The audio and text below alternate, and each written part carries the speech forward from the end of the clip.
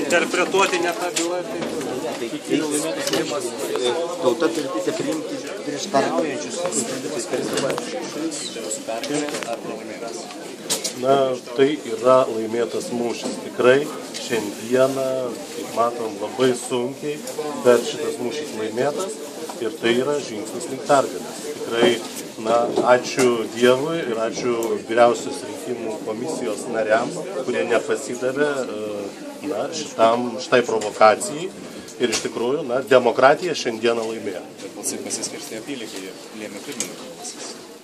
Tai iš tikrųjų ačiū pirmininkui ir ačiū dar kartą tiems vyriausios rinkimų komisijos nariams, kurie vis dėlto atsižvelgia į savo priesaiką, o ne į kažkokią tai politinę konjunktūrą.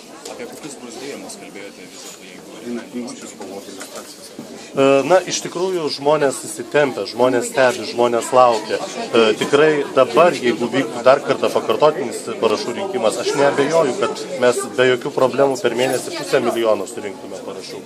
Nes žmonės domisi, žmonėm aktualu, iš tikrųjų kyla pilietiškumas. Ir tikrai žmonės stebėdami, kas vyksta kaimyninėse valstybėse, na, jie išeitų į gatves.